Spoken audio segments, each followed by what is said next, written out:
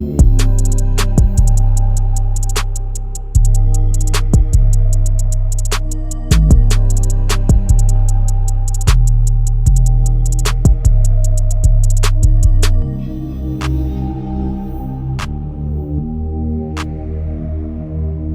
back to the Team to Beat Miami Heat podcast, your one-stop shop for daily Miami Heat content. My name is Amir. Got Trent from the Miami Heat Network. Make sure to go to his channel. He's pushing to 5K. He's getting pretty damn close. So thank you for all the support. We appreciate it. So Trent, we had some videos earlier today talking about Luka. We know De'Aaron Fox just got traded to the Spurs.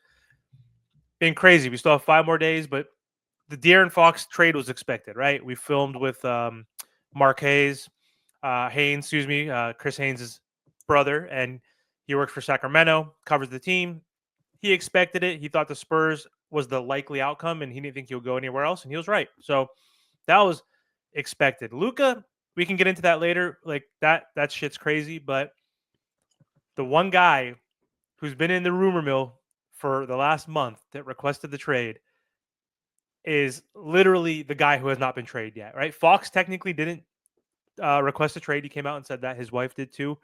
Luka obviously didn't. So Jimmy Butler, right? So the news came out from Windhorst like an hour ago that Jimmy basically said that he has communicated to the Warriors that he's unwilling to sign an extension, and therefore trade talks to send him to Golden State have now ended. So what are your thoughts on this dude, man? Like, what's going to happen? He's just literally saying no to any team, and he only wants to go to the Suns, right? But like, how is that going to happen in your opinion? Like, it's not going to happen in my opinion. But like, crazier shit has happened. So, what are your thoughts on the whole Jimmy shit, not going to Warriors and all that? Because I thought he was going to go to the Warriors. I thought if it wasn't the Suns, it's got to be the Warriors. So, what's your thoughts? Yeah, I mean, listen, the De'Aaron Fox trade came out about a week ago. He's already traded. Luka Doncic trade, okay, no one knew that was going to happen, right? This Jimmy Butler saga been going on for like at least a month or so, and he's still on the roster. We got 4 days left into the trade deadline. So there's only 3 options we can do. They take Bill in the Suns trade. That's option A. A team acquires Butler, prepared to lose him in the summer / deal with a potential unhappiness, or C, something crazy happens. Those are the only things we can do at this moment as a Miami Heat fan. We're not getting Brett Ingram. Zach LaVine, there's no longer we can get Zach LaVine. He just got traded to the Kings. There's no other options for star-type players in return, right? I mean, there's role players available, maybe Chris Middleton and Bobby Portis, because the Bucks still didn't get a deal done. They wanted Zach LaVine. They didn't get him. But honestly, Amir, I think we're at the point where it's just like Jimmy is going to be on this roster. You don't think he's going to get traded? I don't. That's your take? I want listen, and I want people to understand this because a lot of people, I seen somebody comment this under my video. I said I love Jimmy Butler. They said, how do you love Jimmy Butler if you want him to be traded? Which I thought was pretty interesting and dumb. And the reason why I say it's dumb is because at the end of the day, I'm not a Jimmy Butler fan. I'm a Miami Heat fan. You got to do what's best for your team / organization. Players come and go. LeBron James, come and go. We did D-Wade dirty, but still, he left. He come and go. You know what I mean? These players are coming and going. So at the end of the day, Jimmy Butler was another star player that joined my Miami Heat team. Jimmy Butler retire, I'm still be a Miami Heat fan. So I got to do what's best for my team, and the best for the team is to trade Jimmy Butler. If the best was to keep Jimmy Butler, I'd be on this thing saying, let's keep Jimmy Butler. That's what you guys need to understand. Doesn't mean I hate Jimmy Butler. Do I hate certain things he does? 100%. But I called out Pat Riley for stuff that he done too. I called out both sides.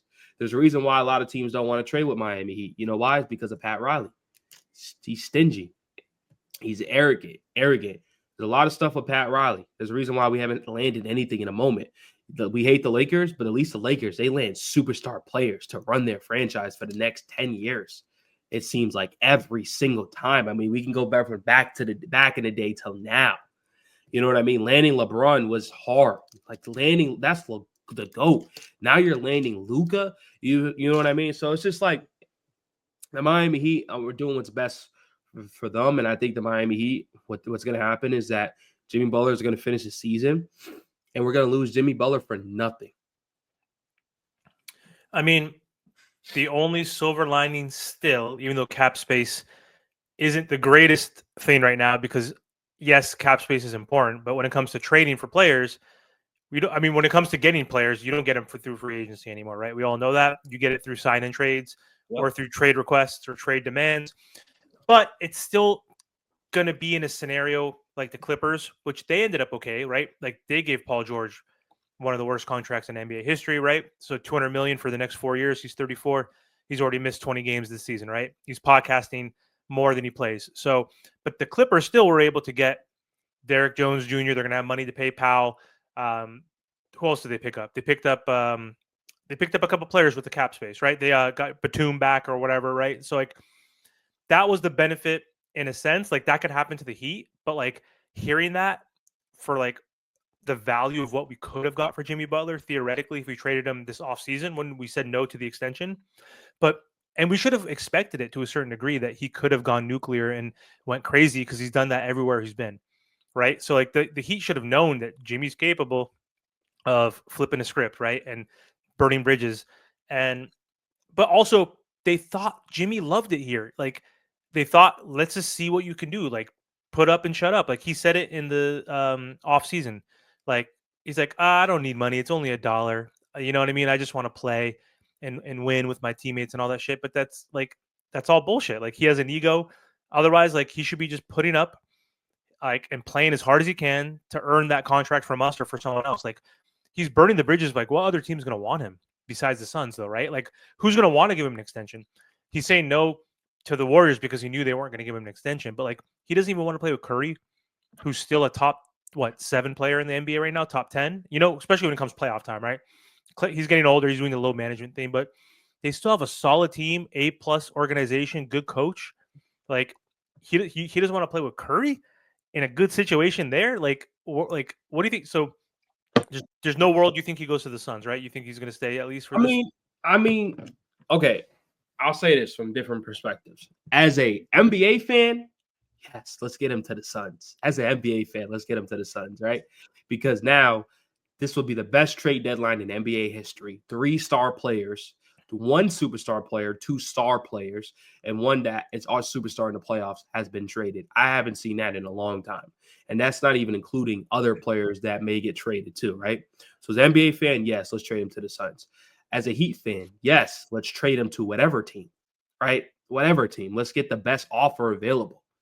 So it's just like he's saying no to everything. And at this point, why? I get if the Memphis Grizzlies are still willing to take a Jimmy Butler, knowing they are not 100% sure to get him back, why does that matter for us? Because they're still involved in the trades. It's not like they're backing out. Like they're still a dark horse team that like will still trade for Jimmy. You know that, right? The only teams that really, really backed out was the Dallas Mavericks. We haven't heard about the Dallas Mavericks before Luka was traded, right? We haven't heard about the Dallas Mavericks forever. Like they got brought up like in the beginning, and then we haven't heard them since. That's a team that backed out, right? So it's like if these teams want to take the risk on Jimmy, go ahead. Why are we being so hesitant? Then you're gonna go suspend Jimmy Butler indefinitely, which is gonna make it more worse. And then it's like, okay, the only way I can see you suspending Jimmy Butler is that you have a trade in mind. But it looks like they don't have no trade in mind. No, and I agree too. Like Memphis seems like a team that could take the risk of a rental, right? And also there was speculation too. They said because Jaren Jackson Jr. is going to be up for an extension, right? And so they're saying that if Jimmy walks away, reporters have said theoretically, okay, maybe we win a championship. Maybe he's that piece because they don't want to give up Bane. So you'd still have Jackson, Jaw, Bane, and Jimmy just for this season. They're the number 3 seed, whatever they are, 2, 3, 4, whatever. And they're like, fine, if he leaves, he doesn't want to sign an extension, that's fine. But like, what can they give up? That's why I bring this up to see, like, because they don't want to give a lot. So it's like, and I don't think they want to give up a Smart, but I think they have to based on his contract, right? He's making 20. We need to match contracts with Jimmy, right? So we need 49 million. What could we pull from this? So look, right? So I already see the trade right here. Smart, Clark, Kennard. That's 32. That's about $40+ million right there. These 3 players right here. And another thing for the Memphis Grizzlies. Now we got to find like $8 million or something. But another thing for the Grizzlies is just like, okay, well, we didn't have Jimmy pretty much our whole franchise in the last couple of years, and we still been a great team. You know what I mean? They still been great. The only season they weren't great was when Ja was out and Bane was out, and Ja was out for the season. This team has been great without, like, even without Jimmy. So it's like, okay, maybe Jimmy can get us over the hump, and maybe he doesn't. So they can gamble that risk because it's not like they're trading a Bane. The Warriors, on the other hand, are risking something because they're losing a good player in Wiggins or a good player in Kuminga. Those are the players you don't want to lose. You can afford to lose role players because you can always replace a role player, right? Wiggins is hard to find, and Kuminga is hard to find. With the Phoenix Suns, it's just like, okay, Bradley Beal for Jimmy Butler. And That's a good deal. That's a good deal for them. They could actually contend. And that would be crazy if he does do that, because the West even getting even stronger, it's going to be a gauntlet in the West. And that's another thing. It's just another thing. If I'm Jimmy, why do I want to go in the West now? Seriously. Bucks make the most sense. Bucks on the East make the most sense for me. Now, what do you think? Because, like, you, Giannis, and Dame, like, even if it's a rental, like, to give up Middleton, who's cooked, to give up Bobby Portis, who's on a friendly contract, he's not as good as he used to be. So that's not a lot. Like, if you give up Bobby, Middleton, that almost works in the money right there, right? Because Middleton's making like 30. That's like 42. You might have to add in one extra player.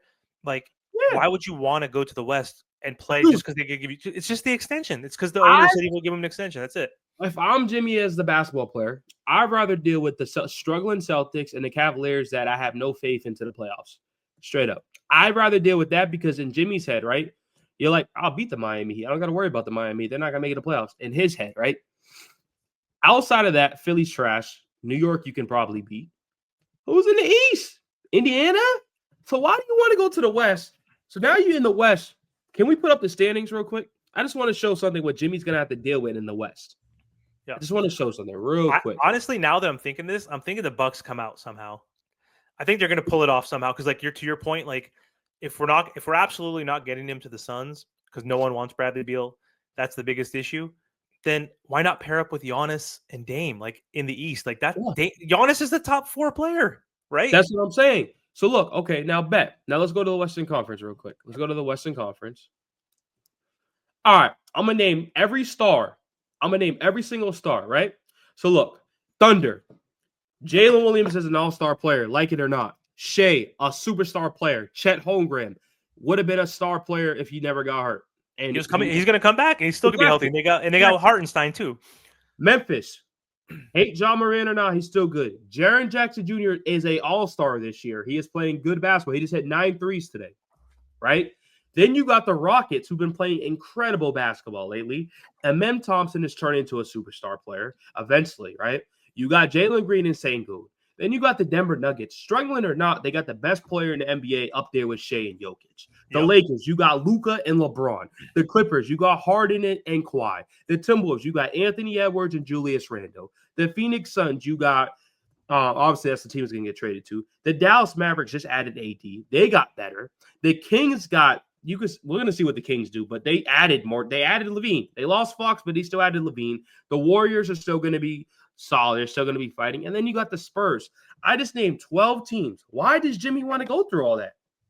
And I understand 12 teams don't make it, but it doesn't matter if it's freaking 8 of these teams. 8 of these teams is tough. Then you go to the Eastern Conference right here, right? The Cavaliers, the Celtics, the Knicks, and the Pacers, right?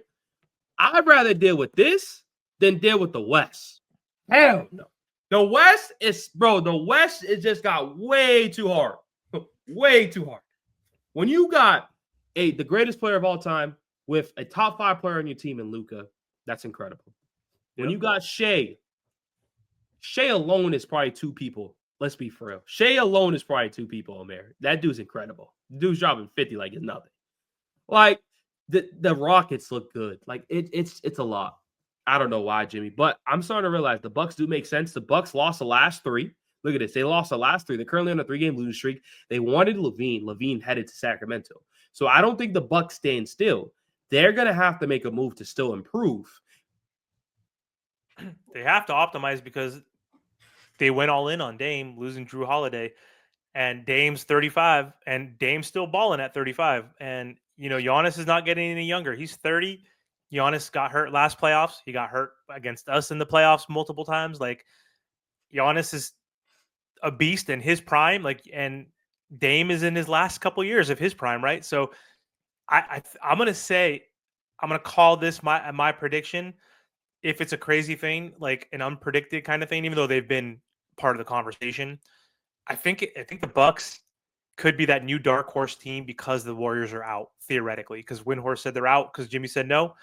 Jimmy still has not said no to the Bucks technically, like he has said no to Memphis and to the Warriors. If not, though, which of the Texas teams, because they're saying that he wants to go home, which of them do you think makes the most sense? Because you made a video about him maybe going to the Mavs. There were some, reporters talking about that today. Houston or the Mavs would be the two teams, obviously not the Spurs. Do you Well, think he can get to the Houston and Mavs? I know Houston said they're out, but you never know. Like, it just got harder for Houston. They're a young team, but like, hey, I think, call me crazy, like obviously losing Luka sucks for the Mavs, but adding in AD is still a pretty good prize, even though they should have got more picks and all that crap for him. But Kyrie is still now he's gonna be the man now, right? So he doesn't have to share that ball with Luka. You still have PJ Washington, you still have Gafford, now you have AD and Lively. That's a big, big team right there. And you still have Kyrie, who's still amazing. So they're a good squad, right? But like, could they add a Jimmy Butler, or do you think Houston could add that? And we'll close there. well, I'm looking at both offers, right? The Mavericks, they're relying on defensive end. If they look at Jimmy Butler as that defensive anchor, then they probably would make the trade. Right? They probably would make the trade. They probably have to give us PJ Washington, Najee Marshall, and something like that. The Rockets is like, I feel like the Rockets won't even give us a call because we all know what we're going to ask for. Give us a man. Give us Fred VanVleet. Give us Jalen Green. Like, give us Jabari Smith. And the Rockets could be like, hung up. They're going to hang up. Why are we going to sacrifice all these young talent for Jimmy Butler to be a rental when these young talent is improving every year?